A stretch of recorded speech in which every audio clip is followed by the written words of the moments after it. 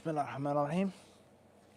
If there are any questions, we'll try to take them now, if possible, and we'll try to give precedence to the questions that are on the topic.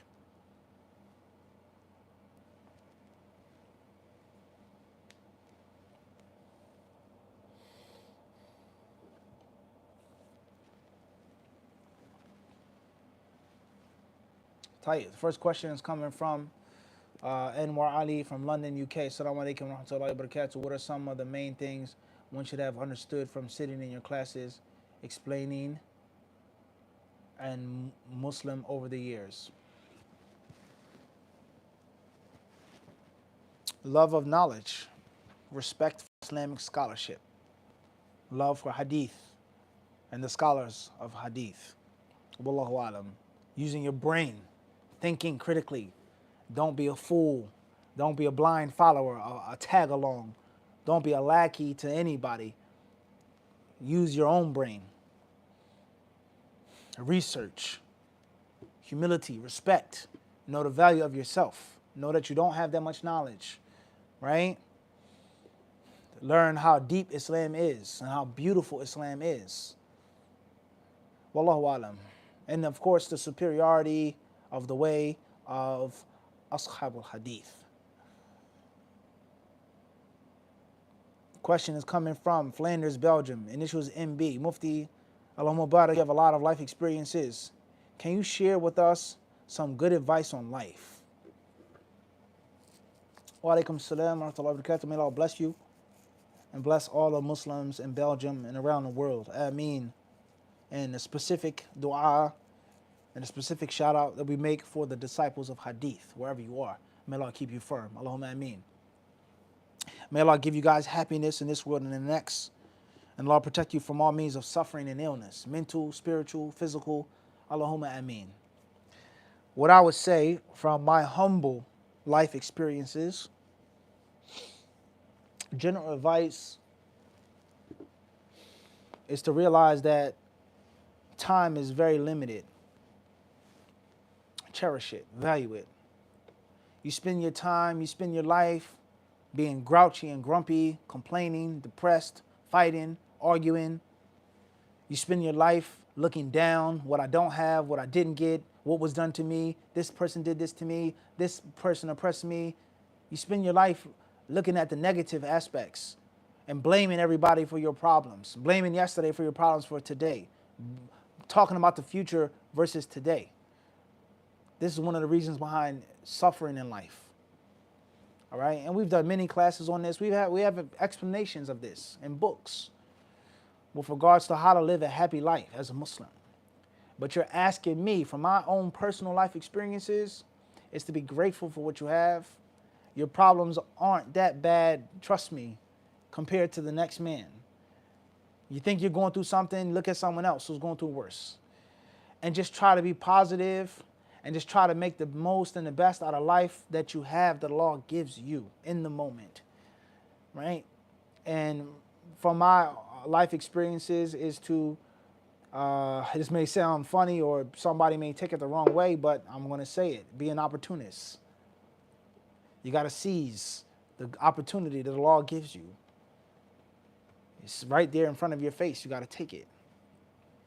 Wallahu ta'ala alam.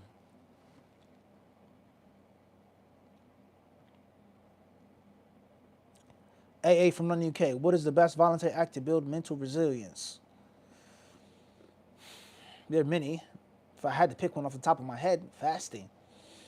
AA Queens, New York. Assalamu alaikum. Is one's rizq written down before you come into the world? Everything that's going to take place in this dunya is written down, known to Allah subhanahu wa ta'ala. AJ from Minneapolis, Minnesota. Jazakallah khairan for everything you do, Sheikh, especially your answers regarding mental health. Makes me so much better about myself and a relationship with Allah. Alhamdulillah. May Allah bless you and bless all the countless disciples in Minnesota. Hopefully we see you soon enough, inshallah.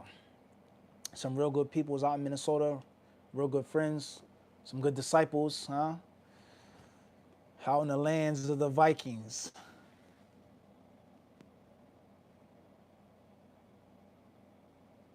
KA from Manchester.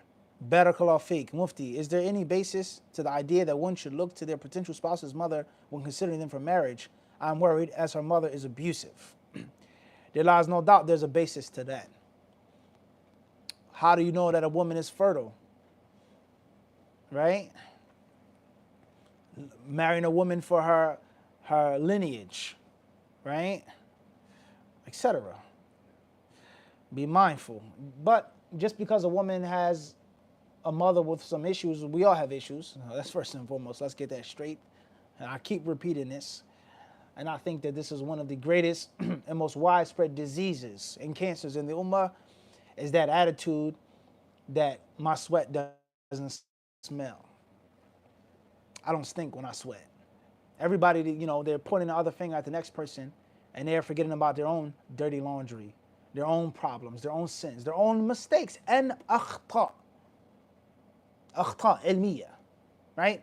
Don't sit with a man, he has mistakes, and you don't have mistakes. Lo tataba'na, and if we were to follow up all your classes and your lectures, we wouldn't find a khata or khata'ain or thalathat akhta. We wouldn't find 50 grammatical errors. We wouldn't find you misquoting the Quran, a hadith. We wouldn't find you saying stuff that's wrong, that no alim ever said. We wouldn't find that. Illa wajadna. We would find it. Bikathra wa ziyada. So that mindset that this person has issues, he has issues, I don't want to marry him because of this. You got issues too. I got issues. We all got issues. We're humans. We're sons of Adam. Right? So let's be real. Let's be honest with ourselves. We all got issues. Some more than others, some worse than others. Some fight their issues better than others. Some submit, some fall victim. But we all have issues on one level or another. Don't ever forget that and think that you're pretty and perfect and clean. And this is very beneficial with regards to marrying someone. You're not going to marry a perfect woman. And if she's perfect or seems to be perfect, she's not going to come from a perfect family. And if her family is perfect, there's going to be something, somewhere, somehow, someone is off. Be mindful. And a lot of brothers, they allow the golden years of their lives to go past, to leave them. They never get married. They don't have children because, this woman this and she's that and this family that. You'll never find a perfect situation. Never. There's always going to be a flaw or mistake and error in someone, somehow, somewhere, some way. So don't forget that advice. So if your potential mother-in-law has some problems, she's abusive, it doesn't mean that the wife is abusive. Is the wife a victim of that abuse? Is she going to suffer from the trauma of that abuse? Maybe, or maybe not. Every situation is different. Every situation is different, right? AJ from Columbus, Ohio. How should a sister with no family or imam near find a husband? Find an imam. Relocate. Go to a community where there's an imam and there's a masjid. Inshallah ta'ala. HH from Burnsville, Minnesota. How to respond to those who say my family hijab is from Saudi. Such and such from Saudi. Qamis isn't from Islam, it's Arab culture. The qamis of the Prophet was totally different. Don't respond to them. Don't argue with your family. They don't respect you wearing hijab, what can you say to them? If they think and feel that a woman covering herself is from a land or a country, what can you possibly say to them? AJ from Columbus, Ohio. Any specific Quran and dua to read for help with childhood trauma? We just explained that last week, or the week before. The narration in which the Prophet ﷺ sought Allah's refuge from 8 things. And from them is sadness and worry. KS, London, UK. And also the dua with regards to a musibah, one who receives or suffers from calamity. And he asks Allah Azza wa Jal to reward him for the calamity and give him better. And there are other supplications as well. KS, London, UK. Assalamu alaikum, Shaykh. I find discomfort, khushu', loss when the imam mistakes zay for dhal or makes tajweed errors, for example, in salah. Is this from shaitan or is it normal? Is the salah valid? Well, the imam, he shouldn't be making those errors. And you should try your best to pray behind an imam who doesn't make those errors. That's a fact.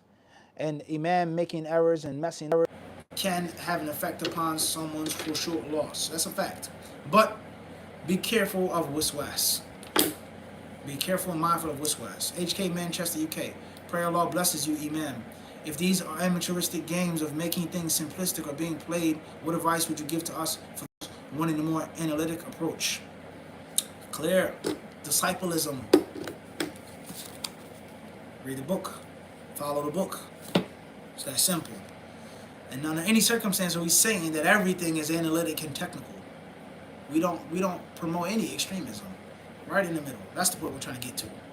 We've explained that many, many times. There are people who try to make things to be so complex, so perplexing, astrophysics, etc. La. In the middle.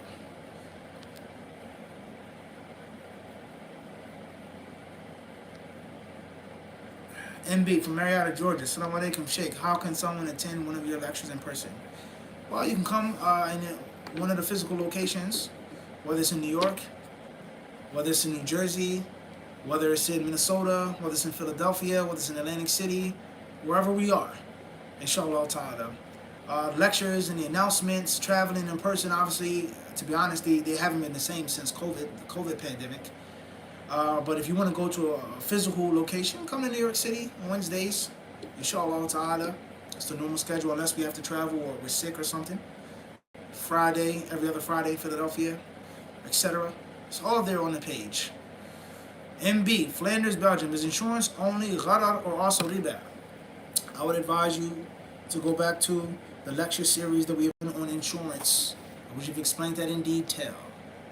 HK, Manchester, UK. Prayer Allah increases your heart to be as white as your thobe. Thobe isn't that white right now, Nyachi. The light is bright. It's the need to put on a better looking thobe. May Allah help us all. Jazakallah khairan for the compliment.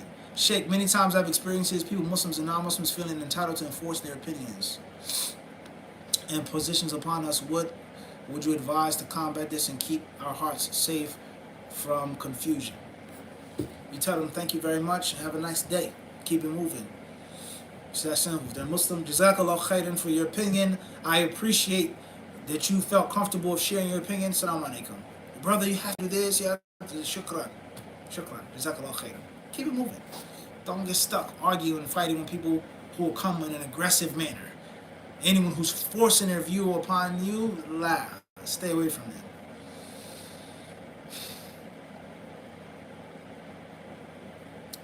Guys, got to put your initials front and last, first and last, as well known. Moving forward. Let's see if we got anything on Instagram. Thanks everybody for joining as well.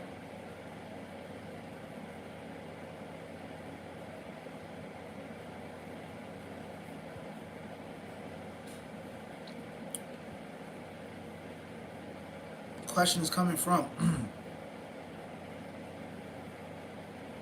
Inshallah, please put your initials, guys. Jazakumullah khairan. The rules of Instagram are pretty much the same.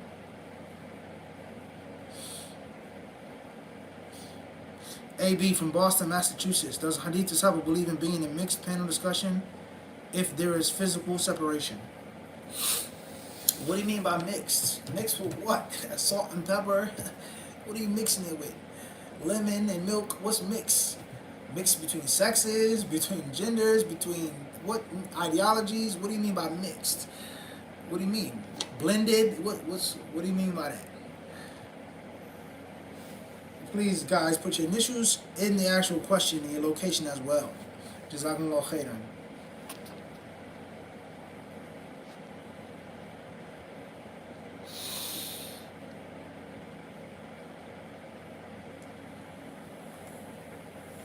Warsame, you gotta put your last name or initial. Barakallahu feek. And tell me what's the weather out there in Phoenix right now? Huh? Triple digits? HK Manchester, UK. In your text, The Way of the Disciple, you mentioned the teacher doesn't teach. Could this mean the teacher's job is to plant the seed, but not cook and provide the full meal? Barakallahu feek. Jazakallahu khairan for giving us feedback on the book. Those who have already purchased the book, it was available for physical purchase in the UK, in London, a couple months ago. We were there touring. And you find the strangest people finding problems with the strangest things. I had a brother come up to me once. He said, Akhi, I heard you mention you were on tour. What do you mean you're on tour? One brother came up to me in a masjid in America. He said, Akhi, I heard you mention your disciples. you didn't really mean that you actually have disciples, right? You don't mean that, right? People just find they find problems with the strangest stuff, right? Linguistically, let alone Islamically, what's wrong with being on a Torah? And what's wrong with having a disciple? Moving forward, the teacher doesn't teach, meaning the ultimate teacher, the supreme teacher. The teacher, he guides, he cultivates, he shapes and molds, he steers. But the real teacher doesn't want a copycat, parrot, cockatoo, African gray. That's not a real teacher. The real teacher isn't someone that wants a tape recorder. I don't want someone that's just going to be a clone of me. I want someone that's going to take whatever little he can from me and make his own style. Create his own chamber. That's a real teacher. Someone that I want to raise to grow big and tall and strong and to be independent. Not someone that's just going to do everything that I did, say everything that I say, agree with everything. La. That's what's meant by that. And it doesn't mean that you don't teach your student anything. We explained that as well when we were in London. I don't know if you were there in person or not. Wallahu alam, and hopefully in the near future, we will publish a full explanation of the text as well. Wallahu ta'ala alam. Muhammad Abdul Wahab from Birmingham, UK. Brother, is it true that becoming Hafiz of Quran can take a certain amount of people into Jannah and the Akhirah? I don't know about that. Coming to America soon. I'd love to meet you, inshallah. Hopefully, we'd like to meet you too. We'll drink tea together, bidnillahi ta'ala, if possible. AB from London, UK. Do you think on the Day of Judgment there is any hope for the layman Shia, the mild practicing Shia, the average Shia who does taqleed and didn't know any better in his dunya? Very important question. Well, first and foremost, I would say I think that it's wrong and inaccurate to say that each and every single Shiite is a kafir. That's wrong. That's incorrect scholastically. All right. Secondly is those from among the Shia, Rafidah, or whatever group or denomination or schism that have kufr akbar with them. Not just some acts, but their actual aqidah has kufr akbar in it. Right? Then obviously the heads, it's clear. The callers to that, clear. Those who aren't sincere, those who lack, they're not devoted, they're just in it for the money and the power, the women, the control, that's clear.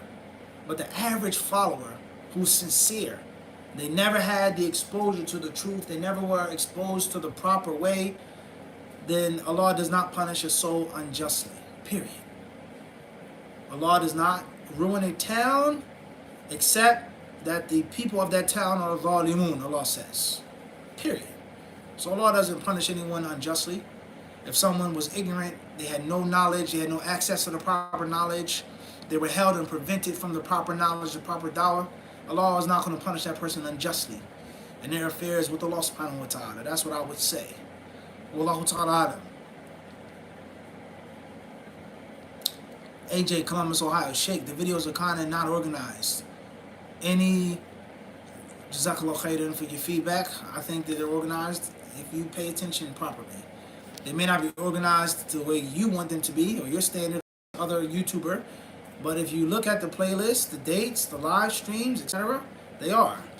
As far as that which actually isn't organized and that which needs to be reviewed and added to the playlist and into the library, and inshallah ta'ala, hopefully the volunteers, I wish I could do it. I used to do it. It was a time in which I would do it myself, but responsibilities, all 8 arms being pulled and yanked at the same time, I don't have as much time. And we had students and volunteers that were a part of that program. Are they lacking or not? I don't know. If they're lacking, may Allah forgive them. And if they are on their job, then look carefully, inshallah ta'ala. But be mindful, and it's very important, it's not being or taking offense. But this is mindful. People, they say disorganized. Some people, they say your videos aren't titled, or why don't you give a title to your khutbah? Who said that the khutbah had to have a title? Or somebody said your titles have obscure meanings. So what's obscure? And oftentimes, most people, they compare dawah personalities. Because Brother Fulan is using this type of camera, he wears makeup, he's doing this, he's laughing, he's joking, he's here, he's there, then you have to do the same. HadithDisciple is not like nothing else. It's totally unique. It's different. Don't compare our style to their style, to this one's style and that one's style. It's different. Those who know. Those who don't know. That doesn't mean that there aren't flaws and mistakes with me, with the videos, with the quality. It doesn't mean that. There's room for criticism. But the point is that if I choose to put it in this way, it doesn't mean that it's disorganized just because it's unorthodox. That's the point. Wallahu a'lam. Moving forward. KA Manchester, UK. Barakallahu fikum, Sheikh. If I want to sit for longer in the position in between the two prostrations, but I finished the dua, Rabbi Ighfirli 2 times, can I make dhikr instead of silence? You are never supposed to sit in the prayer in a silent position. Every place in the prayer has some type of dhikr, if it's an actual place for a period of time. So if you want to sit there for a little longer, and you want to say Rabbi Ighfirli or other things, as long as it's inside the boundaries of the sunnah, you do so. Wallahu alam. AH from Sweden. Where you coming from Sweden? Jazakallahu khair. KO, West Philly. Pennsylvania. Assalamu alaikum. Sheikh. If a man puts his wife in iddah twice, then takes her back, and then she asks for a khula, which he grants her, does that count as his final talaq? No. The talaq and the khula are different, to simplify things. Wallahu alam. Assalamu alaikum, SL. Terneuzen, Holland. Hopefully I pronounced that properly. Terneuzen. Forgive me if I didn't. You can combine the intention and nafil prayers. Is it also possible with adhkar? Example, after Fard prayer, you leave the mosque and recite Ayatul Kursi, where you get the reward and protection. Well, some things you can combine between, others you cannot, with regards to prayer and adhkar. So it's not absolutely correct that you can combine all intentions for nafil prayers, let alone adhkar. So if a person wants to read the Quran and he wants the reward of reading the Quran, or that's his wird, his review before sleep, and he comes across Ayatul Kursi, comes across Nas, Falaq, Al-Ikhlas, Mathalan, so sometimes you can. Wallahu alam. Assalamu alaikum. Abdul Mateen, St. Paul, Minnesota. What's the best way for American-born Muslims and Muslims from overseas to unite and overcome our differences? Wa alaikum assalam wa rahmatullahi wa barakatuh. May Allah help all of us. Ameen. So many different things involved in this answer, or could be involved, that I would say, first and foremost is tazkiyatun nufus, purification of the soul. We have to make dua, ask Allah to cleanse our souls.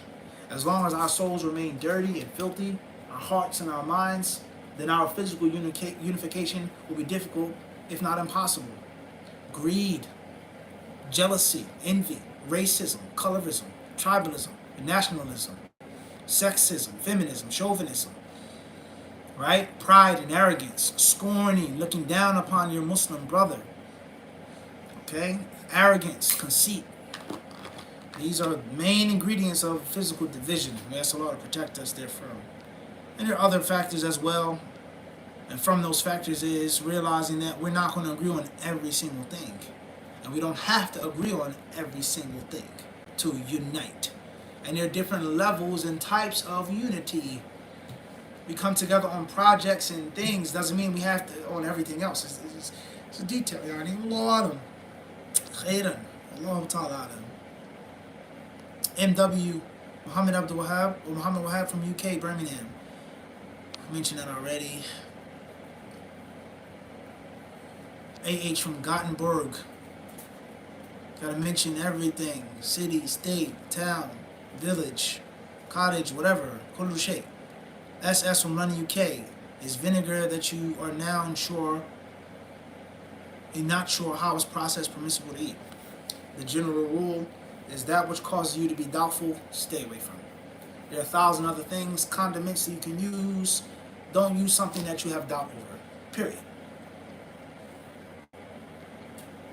Okay, Manchester, UK.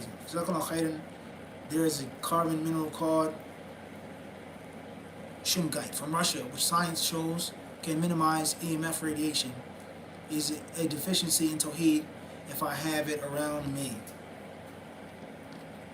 Khairan, inshallah, a very important question with regards to that which is known as ta'liq al-tama'im, wearing a tamima, wearing some type of, some will call an amulet, a bracelet or a necklace, an anklet. And it's just based off of polytheism and idolatry. This ankle bracelet or wrist bracelet protects me, keeps me safe, wards off evil, etc., etc., etc.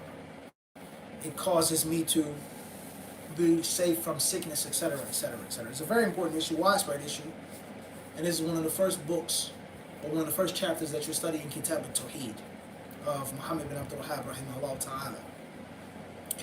ta'ala. To keep things simple, and not to make it a lengthy, momentous discussion, there are things that you wear on your wrist or arm or neck which are totally haram, no doubt about it. And there are other things which are totally lawful. And there are things that are in the middle, and which the scholars of Islam could differ on, whether it's for a religious purpose or a worldly, secular, tangible, material, mundane purpose. 3 classes of things that you wear on your wrist or your neck or whatever. This is for deen, aqidah. It keeps me safe. It protects me.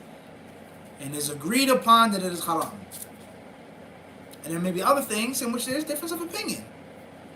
And there are other things that people wear for worldly reasons that have nothing to do with spirituality whatsoever.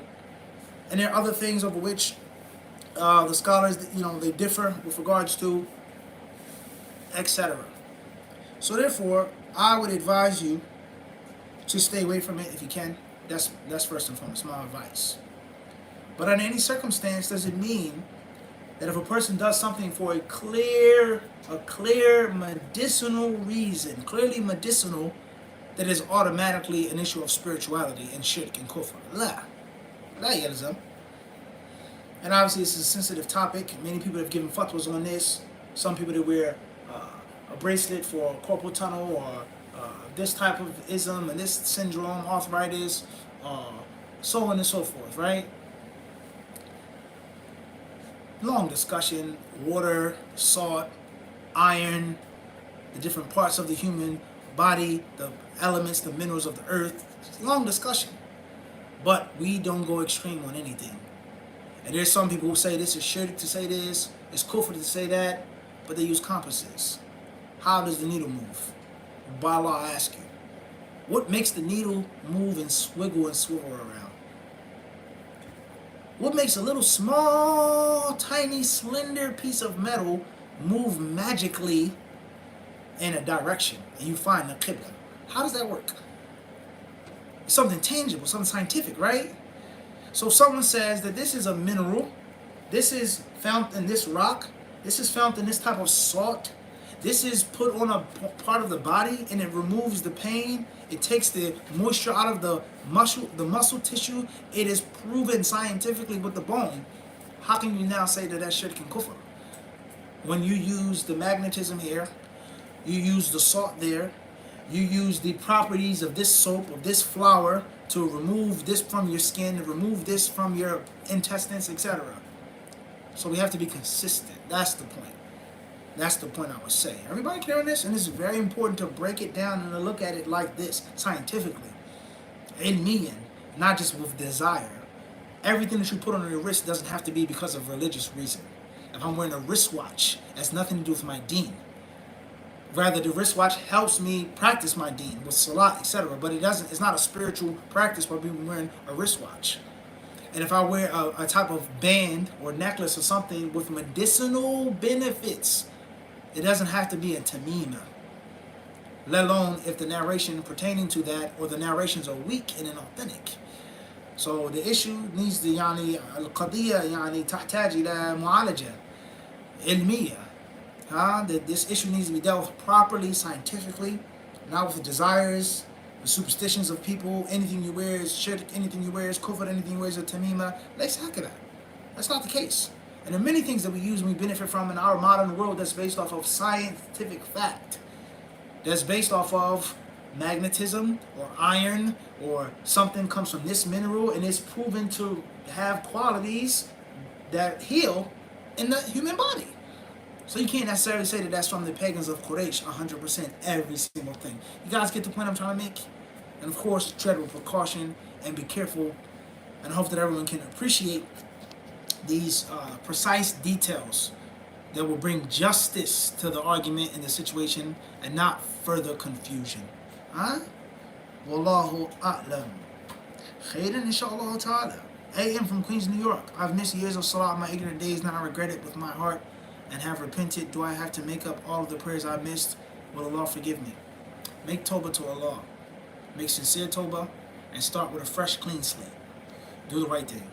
AK, Reading UK, can you get sin for missing out on the sunnah? Jazakallah khairan. If it's not obligatory, it's not obligatory. AH from Gothenburg, Sweden, how to learn the sunnah. Any book? For sure. The playlist that we have explained, how to become a serious student of knowledge and a student of hadith. Wallahu ta'ala. Khayr inshallah. We'll stop here today or tonight. May Allah Azza wa Jalla bless each and every one of you. Assalamu alaikum wa rahmatullahi ta'ala wa barakatuh.